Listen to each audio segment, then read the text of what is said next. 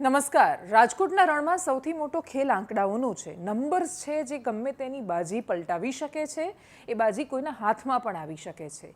એ આંકડાઓના આધાર પર ભારતીય જનતા પાર્ટી દમથી કહેતી હોય છે કે આ વખતે અમે 150 પાર જઈશું, 300 પાર જઈશું. આ વખતે લોકસભામાં 400 પારની વાત કરી રહ્યા છે. એ આંકડાઓ જ તો છે જે સી.આર. પાટીલને 150 પારનો જે તે સમયે 182નો અને પછી આવતી 156 બેઠકોનો ભરોસો અપાવે છે. એ આંકડાઓ જ છે જે ભારતીય જનતા પાર્ટીને 5 લાખ કરતાં વધારે લીડનો બહુમતીનો વિશ્વાસ અપાવે છે. અને એટલા જ માટે કોઈ પણ લોકસભા ક્ષેત્રને સમજવું હોય તો ત્યાંના મુદ્દા, જનતાનો મિજાજ, લોકો શું માની રહ્યા છે, શું અનુભવી રહ્યા છે, એ બધાથી વિશેષ સૌથી મહત્વનું હોય છે ત્યાંના આંકડાને સમજવાના. અને ગુજરાતમાં આખી ચૂંટણી જાતિ જ્ઞાતિના સમીકરણો પર ગઈ છે. કોઈ ફરક નથી પડતો રોજગારીની શું સ્થિતિ છે, કોઈ ફરક નથી પડતો કે રસ્તા કેવા છે, કોઈ ફરક નથી પડતો કે મોંઘવારીની શું સ્થિતિ છે, કોઈ ફરક નથી પડતો કે સામાન્ય માણસોના જીવનમાં શું બદલાવ આવ્યો છે. ના સકારાત્મક ફરક પડે છે, ના નકારાત્મક ફરક પડે છે. આપણે ત્યાં ભારતીય રાજનીતિની કહાની કહે છે કે કોઈને જીતાડવા માટે નહીં, મોટા ભાગે કોઈને પાડી દેવા માટે મતદાન થતું હોય છે. અને રાજકોટમાં ક્ષત્રિય સમાજ પાડી દેવા માટે મેદાને છે પરસોત્તમ રૂપાલાને. અને એટલા જ માટે વિસ્તારથી મારી પાછળની સ્ક્રીન પર તમે આંકડા ઓલરેડી વાંચી જ લીધા હશે.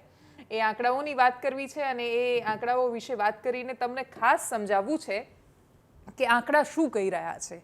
એ આંકડા જ તો છે જે ભરોસો આપે છે. તો એ ભરોસો કોને આપી રહ્યા છે, શું આપી રહ્યા છે, અને ભરોસો કોનો સાર્થક અને સાકાર નીવડવાનો છે. આજે આખું તમને સાવ ગુચડમ દેખાઈ રહ્યું છે. રાજકોટ લોકસભા ક્ષેત્ર છે અને રાજકોટ લોકસભા હેઠળ આવતા મતદારો વિશે તમને વિસ્તારથી સમજાવું તો લેઉવા પાટીદાર 3,50,867, કોળી સમાજના 3,11,503 વોટ. એક આંકડો જે આમાં નથી લખેલો, ભૂલાયેલો છે અને સૌથી મહત્વનો છે એ કેપી એટલે કે કડવા પાટીદારનો છે અને લગભગ 1,91,500ની આજુબાજુ મતદારો છે કડવા પાટીદાર સમાજના. એટલા માટે સૌથી મહત્વનો છે કેમ કે રાજકોટ લોકસભા ક્ષેત્ર એવું છે કે જ્યાં ભારતીય જનતા પાર્ટી કડવા પાટીદારને ટિકિટ આપે છે. બેલેન્સ કરવાની કોશિશ કરે છે લેઉવા અને કડવામાં. ભારતીય જનતા પાર્ટી એવું કહે છે કે અમે એક ગુલદસ્તો બનાવીએ છીએ જાતિઓનો, કે જ્યાં અમે કોળી સમાજ છે તો એમાં પણ બંને પ્રકારના કોળીને ટિકિટ આપીએ છીએ. ઠાકોર સમાજને જે આપવાની હોય તો એમને ટિકિટ આપીએ છીએ, પાટીદારોને ટિકિટ આપીએ છીએ, તો એમાં પણ કડવાને લેઉવાને બેલેન્સ કરીએ છીએ. અને સમાજોનું બેલેન્સ બગડવા દેવા નથી માગતા, પણ એ બેલેન્સ બગડતું હોય છે. શક્ય નથી તમે બધાને ખુશ રાખી શકો. અને એટલા જ માટે બધાને ખુશ રાખવાની જે આ આખું ચક્રવ્યૂહ છે એની અંદર તો છેલ્લે ભારતીય જનતા પાર્ટી પણ ફસાઈ. કેમ કે પ્રશ્ન એ આવ્યો કે ક્ષત્રિય સમાજ ક્યાં છે ભાઈ? 14માં ટિકિટ નથી આપી, 19માં ટિકિટ નથી આપી, એક પણ ક્ષત્રિયને ટિકિટ નથી આપી. અને ક્ષત્રિયો જેમની નેતાગીરીના દમ પર એવું માનતા હતા કે અમે તો ભાજપમાં, તો એ તો બધા ગાયબ થઈ ગયા ધીરે ધીરે. એક સમય હતો શંકરસિંહ વાઘેલા જનક રહ્યા, રાજેન્દ્રસિંહ રાણા ભારતીય જનતા પાર્ટીના પ્રદેશ અધ્યક્ષ રહ્યા જે તે સમયે. હમણાં છેક સુધી પ્રદીપસિંહ જાડેજા ગૃહમંત્રી હતા, ભૂપેન્દ્રસિંહ ચુડાસમા શિક્ષણ મંત્રી હતા. એક દમખમ રહેતો હતો. યુવા અને સંગઠનમાં રહેતા પ્રદીપસિંહ વાઘેલા હતા, જુજારુ નેતાઓ હતા, પ્રવક્તાઓમાં કોઈને કોઈ ક્ષત્રિય દેખાતું હતું. બધા ગાયબ થઈ ગયા ધીરે ધીરે. અને એટલે જ વાત સમીકરણની આવી. એસસી સમુદાય 1,55,000ની આજુબાજુ એની વસ્તી છે. 86,991 જેટલા બ્રાહ્મણ મતદારો રાજકોટમાં છે. આહિર 58,000ની આજુબાજુ છે. પ્રજાપતિ 58,000ની આજુબાજુ છે. લોહાણા 66,000ની આજુબાજુ છે. ભરવાડ રબારી 82,000ની આજુબાજુ છે. આ આંકડો સૌથી મહત્વનો છે. કશું નહીં કરીને 2.5 લાખ રાજપૂત ક્ષત્રિયો છે. અને એ અસર ન કરે એ વાત સાવ આમ કાઢી નાખવા જેવું નથી કે 2.5 લાખનો આંકડો નાનો નથી કે અસર ન કરે. મુસ્લિમ સમાજનું પણ 1,89,853 જેટલું મતદાન છે. હવે આપણે એક તરફ વોટ જો જાય પરેશ ધાનાણી બાજુ કાં તો પરસોત્તમ રૂપાલા બાજુ, એના વિશે સમજવું છે. મુસ્લિમ મતદારો 1,89,000 આપણે એવું માની લઈએ કે કોંગ્રેસ બાજુ જઈ રહ્યા છે. ક્ષત્રિય રાજપૂત સમાજ આપણે એવું માની લઈએ કે સંપૂર્ણપણે કોંગ્રેસ બાજુ જાય છે. એસસી છે દલિત મતદારો એ કોંગ્રેસ બાજુ જાય છે આપણે એવું માની લઈએ. અને લેઉવા પાટીદાર આ કઈ બાજુ જાય છે એવું કહેવાય રહ્યું છે કે પરેશ ધાનાણીને જ્યારે લાવવામાં આવ્યા તો એની પાછળની ગણતરી જે હતી, 2009માં કિરણ પટેલ હાર્યા તો એ ખાલી કોળી એક થઈ ગયા એટલે નહોતા હાર્યા, લેઉવા સાથે નહોતા રહ્યા એમની.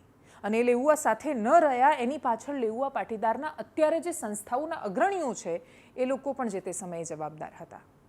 આ વખતે પણ એવું કહેવાય છે કે પરેશ ધાનાણીને ખાલી લલિત કાકા જઈને નથી લઈ આવ્યા, અને લલિત કાકા આવ્યા એ ચહેરો છે, આગળ બન્યા, એમણે આગેવાની લીધી, બધું બરાબર, પણ ખોડલધામ સહિતની સંસ્થાઓ આંતરિક રીતે અંદરથી ટેકો આપી રહી છે પરેશ ધાનાણીને, અને ખોડલધામ કે નરેશ પટેલ વિશે ગમે તેટલી ટીકા ટિપ્પણીઓ કરવામાં આવે, પાટીદાર સમાજ માટે ચહેરો મેટર કરે છે, એનાથી ફરક પડે છે. એટલા માટે કેમ કે લેઉવા પાટીદારને સંગઠિત કરવાનું કામ એમણે કર્યું છે. લેઉવા પાટીદાર સંખ્યાની દ્રષ્ટિએ ખૂબ વધારે આબાદી એમની હોવા છતાં શું કામ કડવા પાટીદારને જ વારંવાર આગળ સ્થાન કે પ્રોત્સાહન મળ્યું? એનું સૌથી મોટું કારણ એકતાનો અભાવ, સંગઠનનો અભાવ.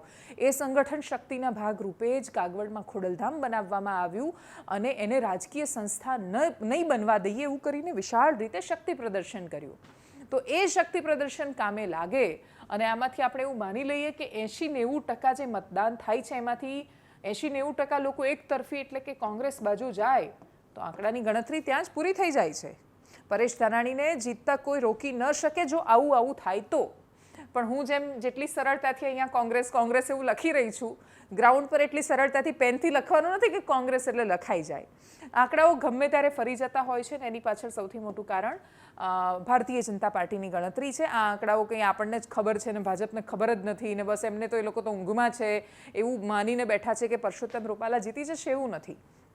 ભારતીય જનતા પાર્ટી તો છે કે જેણે આંકડાઓને ડિકોડ કરીને પછી એ મેથેમેટિક્સમાં જાતિની કેમિસ્ટ્રી ઉતારતા જે લોકો શીખ્યા, આંકડાઓનું ગણિત હતું, એની અંદર જાતિનું રસાયણ નાખ્યું, અને પછી વિજય કેવી રીતે મળે એના સમીકરણો લાવ્યા. એટલે ભારતીય જનતા પાર્ટીમાં આ પ્રકારના વૈજ્ઞાનિકો અપરંપાર છે, ઘણા બધા લોકો છે, અને એટલે એમને ખબર છે, અને એમને સૌથી મોટી વાત એ ખબર છે કે જો એન્ટી ક્ષત્રિય એટલે કે ક્ષત્રિય રાજપૂત જે 2.5 લાખ છે એની સામેનું વાતાવરણ ઊભું કરે, અને એની સામેનું વાતાવરણ ઊભું કરવામાં આ બંનેને, આ ત્રણેયને એક કરી નાખે. આ ત્રણેય કરતાં ઉપર જે કડવા પાટીદાર નથી લખ્યું એની વાત કરી લઈએ.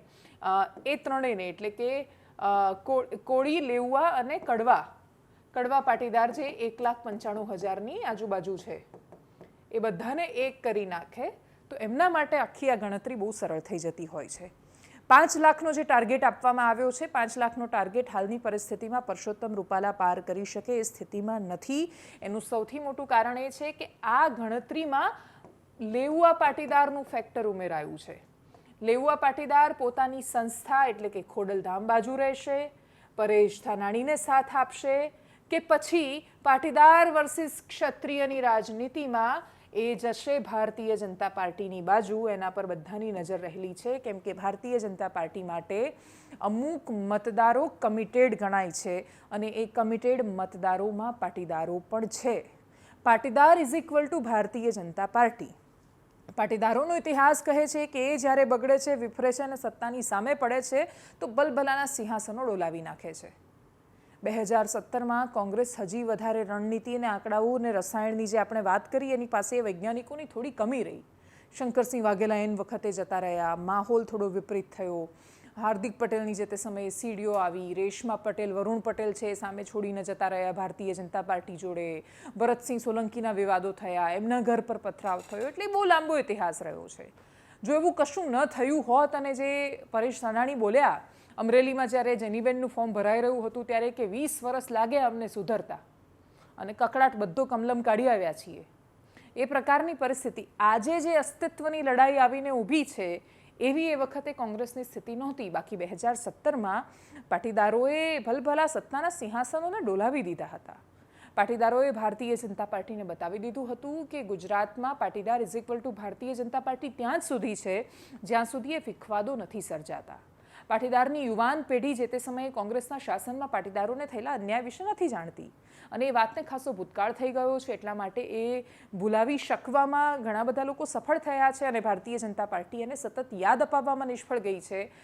પણ કોંગ્રેસની સામે બહુ મોટી નિષ્ફળતા એ છે કે આજે પણ પેલા જે તે સમયના જે સ્ટેટમેન્ટ છે કે શીશીમાં તેલ લેતા કરી દઈશું, એ પ્રકારના સ્ટેટમેન્ટ આજે પણ છોકરાઓને યાદ છે. પણ 2015માં અમદાવાદના નિકોલની સોસાયટીમાં પોલીસે જે દમન કર્યો હતો એ ઘણા ખરા અંશે ભારતીય જનતા પાર્ટી બોલાવવામાં સફળ થઈ છે.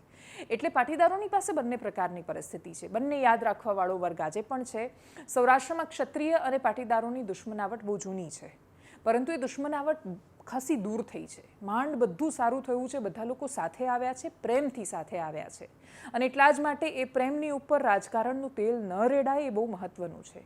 એ પ્રેમને પ્રેમ જ રહેવા દઈએ અને માત્ર રાજકારણ માટે બે સમાજો સામસામે ન આવી જાય એ પણ જોવાની બધાની જવાબદારી છે.